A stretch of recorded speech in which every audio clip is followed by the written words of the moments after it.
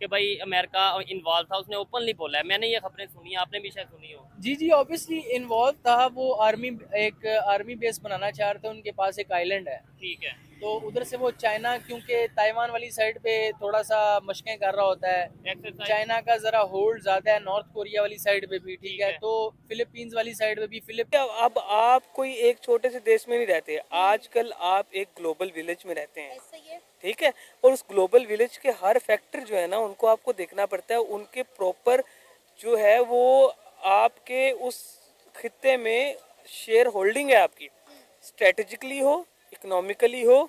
ठीक है। डॉक्टर साहब, पाकिस्तान के अंदर एक बड़ा अनप्रेसिडेंटेड किस्म का इंसिडेंट हुआ है। इंसिडेंट क्या कहेंगे, इस पे फैसला आया है पाकिस्तान आर्मी की तरफ से कि पाकिस्तान आर्मी एक्ट के तहत जो साबिक 3 स्टार जनरल और DGISI को जो है वो गिरफ्तार कर लिया गया है, बिकॉज उन्होंने एक हाउसिंग सोसाइटी के से भी मांगे इन्होंने बेसिस। मालदीव्स में इनकी ऑलरेडी बेसिस हैं। ठीक है। तो ये चाह रहे थे कि बे ऑफ बंगाल से ये केटर करें, और इंडिया चाह रहा था कि इंडिया, क्योंकि आपको पता है एक इंडिपेंडेंट फॉरेन पॉलिसी हमेशा प्ले करता है, वो अपना फायदा देखता है। इंडिया ने ये सोचा कि चाइना को तो कंट्रोल, अच्छा इंडिया क्यों नहीं चाहता था? इंडिया देखें आपके, इंडिया की चाइना से के साथ जंग हो चुकी है, अभी भी चाइना के साथ इंडिया की उस तरह दोस्ती सलेगी रफ नहीं एंड है। टफ रफ चलता एंड है। टफ। जो बांग्लादेश में माइनॉरिटी है एज अ हिंदू, हम्म।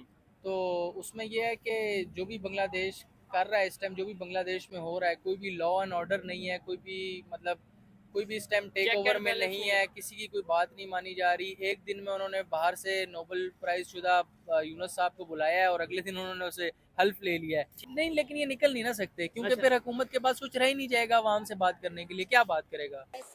ठीक है। और उस ग्लोबल विलेज के हर फैक्टर जो है ना, उनको आपको देखना पड़ता है। उनके प्रॉपर जो है वो आपके उस खित्ते में शेयर होल्डिंग है आपकी, स्ट्रेटेजिकली हो, इकोनॉमिकली हो। ठीक है। चाहे वो सोशियोलॉजिकली हो। ठीक है। चाहे वो फिर रिलीजियस बेस, एथनिसिटी, या जिस तरह भी मर्जी आप उसको डिवाइड कर लें, वो है। अब जब जो तहरीक वहाँ उठती है, और वो तहरीक अगर उठती है, तो सवाल ये है कि उस तहरीक उठने के लिए वहाँ पे ऐसा माहौल था साजगार।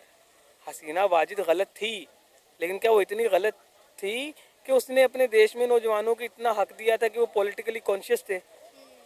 आप ये सवाल नहीं रेस कर रही, आप ये बात नहीं कर रहे। और जब ये तहरीक उठती है, और ये तहरीक का कोई सिरपाव नहीं मिलता, तमाम नौजवान मिलते हैं, कोई पीछे पार्टी नहीं, बाद में पता लगता है अच्छा जी ये पार्टियों के फैक्टर हैं, ये लोग जो हैं इसको, इस तहरीक की, देखिए तहरीक लोगों से बनती है। ठीक है। या तहरीक चलते चलते खत्म होती है, या तहरीक को शक्ल लेती है, एक मूवमेंट। हम मेरी बात मुकम्मल होने दें। ठीक है। जब ऐसी तहरीकें चलती हैं और जब वो कहीं ना कहीं कामयाब होती है, तो जिस सिस्टम को वो नौजवान पलटने की कोशिश कर रहे हैं, वो सिस्टम इतनी जल्दी नहीं जाने जा रहा। वो बैरोक्रेट्स, वो टेक्नोक्रेट्स, वो तमाम फौजी लोग, वो सारा कैपिटलिस्ट, वो जागीरदार, वो जितने भी हैं वो लोग, वो नहीं चाहते कि ये चीज़ें जो नौजवान करने जा रहे हैं, जिस तरह से वो चीज़ों को टेक ओवर करना चाह रहे हैं, जिस तरह वो करना चाह रहे हैं, वो देखें आपके पास पावर है ना, ये आपका माइक है, मैं छीनूंगा, आप कहेंगे ये मेरा है, आप मुझे नहीं इजी को देंगी, आराम से कभी नहीं आप देंगे।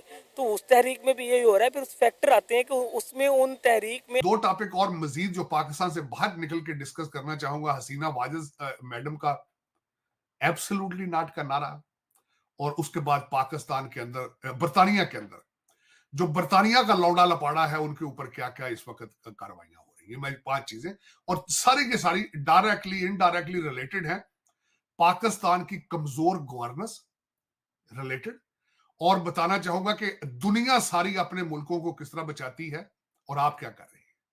आप आज तक ये फैसला नहीं कर सके, आपके GHQ पे हमले हुए हैं, अभी तक यही डिसीजन लिया जा रहा कि उनके उनके केसेस कहां चलाए जाएंगे। इतने कमजोर और लाचार हैं आप। जरा कहें किसी और दूसरे मुल्क के अंदर कि इस तरह सरकारी बिल्डिंगों के ऊपर हमले करें, और फिर आके फिर उनको इजाजत दी जाए, ECL में जनाब भी निकाले जाए उनके।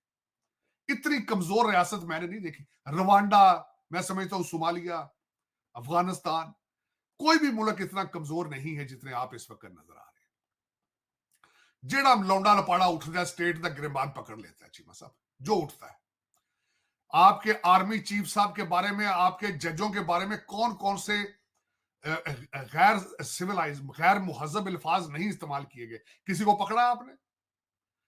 आपने ईसीएल आप ईसीएल में से नाम निकालें, वो जो जिनको निकाला वो बाहर निकल के क्या कर रहे हैं? रोजाना आपके कपड़े फाड़ते हैं, रोजाना आपको गद्दार गद्दार, एक सर्विंग आर्मी जनरल जो यूनिफॉर्म में है उसका लगाना के गद्दार गद्दार, और फिर आप मुसलसल उस बंदे को कहते हैं रोजाना कम्युनिकेट करो 25 करोड़ लोगों से।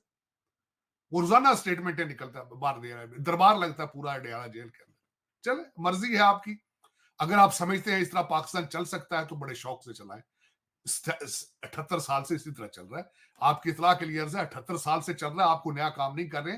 आप जिस पॉइंट पे पहुंचे हैं बैंकरप्सी के, मॉरल बैंकरप्सी, वैसे फाइनेंशियल बैंकरप्सी तो आपने 23 दफा दी है, मॉरल बैंकरप्सी के जिस स्टैंडर्ड को आप छू रहे हैं, आपने बड़ी मेहनत से यहां पहुंचे हैं, आपको मुबारक हो। लेकिन इस तरह कंट्रीज चलते नहीं है जिस तरह आप चला रहे हैं। चीमा साहब, फैज हमीद साहब जो थे उसके बारे में, सिर्फ फैज हमीद साहब के बारे में एक तो एलिगेशन, एक तो कहते हैं ना अभी अदालत करेगी प्रूव। मेरे मुर्शद पाक ने कई दफा कहा है कि ये बंदा मुझे मैनेज करता रहा, ये बंदा असम्बलियां भी यही चलाता था, इसी बंदे को आर्मी चीफ बनने का भी शौक था, इसी बंदे की वजह से मेरे मुर्शद पाक ने कहा था आईएसआई को एक कोर डिक्लेयर कर दिया जाए, इसी बंदे की वजह से। वो बंदा बहुत, चकवाल जो है खासकर चीमा साहब बड़ी फर्टाइल लैंड, मैंने चकवाल के बारे में पढ़ा है कि ये बड़े फाइटर हैं, लेकिन अब फाइट सिर्फ पैसों की कर रहे हैं, दानरानी फाइट। पहले ये लड़ते थे फॉरेन इन्वेडर्स के खिलाफ, यहाँ के लोग जो चकवाल पिंडी एरिया के लोग थे ना, क्योंकि this was the last point होता था, उसके बाद पंजाब का बैटल ग्राउंड शुरू होता था चीमा साहब, जेल से आगे अलेक्जेंडर आता था, जो भी पठान आते थे भाईजान हमारे लूटने यहाँ में, सबसे पहले वो यहाँ पिंडी चकवाल के एरिया से गुजरते थे, तो ये फाइट करते थे फाइटर्स। ब्रिटिश लोगों ने इनको आर्मी में लेना शुरू किया था, उसके बाद फिर वो ब्रिटिश तो वापस चले गए, लेकिन इस इलाके के लोगों ने फिर लुट मार जी पाकिस्तान ने की थी 78 साल, उसकी भी मिसालें कोई हिस्टोरियन ही लिखेगा कि इन्होंने बाद में फाइट सिर्फ और सिर्फ पाकिस्तान के खिलाफ की है, इन्होंने डॉलरों के खिलाफ। एक पटवारी भाईजान जो थे उनके बारे में अगर देखा जाए, जो उन्होंने सड़कें वहां चकवाल में अपने आसपास बनाई और जिस तरीके से उन्होंने चकवाल की जमीनें एक्वायर की है जीमा साहब, मैं के जिस तरह बांग्लादेश के स्टूडेंट्स निकले हैं, उन्होंने ना एक इनकलाब की तरफ एक कदम बढ़ाया है, वो तो बांग्लादेश की जो कौम है उसके लिए तो एक खुश आइन बात है। लेकिन जो दूसरी बात जो आपने की है कि हिंदू कम्युनिटी जो है उनके लिए जो है वो प्रेशराइज कर रहे हैं, उनको जो है उनको घर मस्मार कर रहे हैं, उनको जो है जुल्म सितम उन पर किया जा रहा है, बर्बरियत है। तो ये जो है ये मेरे ख्याल में ये एक अच्छा एकदम कदम नहीं है उनके लिए, क्योंकि एक कौम जो है ना, अगर वहाँ पे कोई रह रहा है, जैसे हमारे जो है जैसे पाकिस्तान आज़ाद हुआ था तो क़ायद आज़म मोहम्मद अली जिन्ना ने पहली बात ये की थी कि जहाँ पे जो अक़लियत है ना उनका ख़ास ख्याल रखा जाएगा। तो वहाँ पे भी बांग्लादेश को एक नेशन के तौर पे जो है ना एक कौम का सबूत देते हुए उन्हें ये करना चाहिए था कि जो अक़लियत है वहाँ उनको तंग नहीं करना चाहिए था। और ये हमारे मुसलमानों की रविश भी है। आप हमारे जो है नबी करीम सल्लल्लाहु अलैहि वसल्लम के दौर से देख लें, फिर हमारे सहाबा किराम रज़ियल्लाहु अन्हुम, और जो है जिस तरह हमारे जो फातिहीन जितने भी गुजरे हैं, उन्होंने जो भी जगह फतह की है, जो कुछ भी किया है, उन्होंने जो है जो उनकी अक़लियत थी उनको कोई नुकसान नहीं पहुंचाया। उन्होंने कोशिश की है कि अक़लियतों को जो है तहफ़्फ़ुज़ दिया जाए, पहली प्रायोरिटी उनकी वही थी। तो मैं तो यही कहता हूँ कि जो है पहले बांग्लादेश को उनको जो है पनाह देनी चाहिए, उनके तहफ़्फ़ुज़ को यकीनी बनाना चाहिए।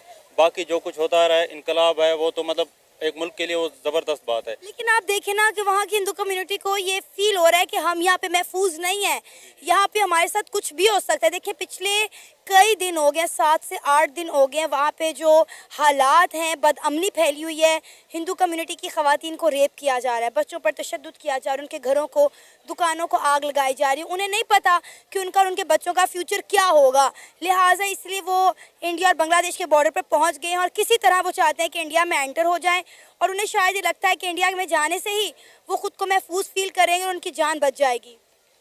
देखिए जी, ये इस तरह तो मतलब ये पॉसिबल ही नहीं है कि जो है इंडिया उनको इतनी आसानी से तो नहीं, मतलब उनको इतनी रिहाइश दे सकता। उनके लिए भी एक मतलब सिक्योरिटी थ्रेट्स भी हो सकते हैं, मतलब वो हो सकता है कि वो उनको आर्जी तौर पे पनाह दे दें, जिस तरह पाकिस्तान ने जो है अफगान कम्युनिटी को यहाँ पे पनाह दी थी, फिर पाकिस्तान के लिए वो मसला बन गया। फिर पाकिस्तान जो है उनको इधर जो है हमारे यहाँ दहशतगर्दी और जो है इस तरह के ब्लास्ट होना, फिर पाकिस्तान जलील हो गया उनकी वजह से। तो पाकिस्तान ने जो है फिर ये आपने पिछले साल देखा था, पाकिस्तान ने उनको फिर जो है मूव बैक किया था। और देखिए उसके बाद हुआ क्या कि पाकिस्तान और अफगानिस्तान के हालात और ताल्लुकात आपस में ख़राब हो गए कि हमने अफगानियों को जिनको पनाह दी, हमने उन्हें जाने का कह दिया। देखें जी, पहले हमने उन्हें पनाह दी, हमने इस बेस पर पनाह दी थी कि भाई जब आप लोगों के हालात सही हो जाएंगे तो आप लोग वापस चले जाएंगे। लेकिन वो लोग यहाँ पे आए, उन्होंने अपने कारोबार सेट किया, उन्होंने यहाँ पे जो है अपना एक निज़ाम बनाया। तो जब पाकिस्तानियों ने तो अपनी, सबसे पहले तो पाकिस्तान है ना, हम तो ऐसे नहीं कह सकते कि हम जो है किसी भी मुल्क के लोगों को यहाँ पे पनाह देकर हम कहें कि भाई हम इनको सिक्योरिटी भी हम इनको फराहम करेंगे, इनको जो है हम घर भी फराहम करेंगे, हर चीज़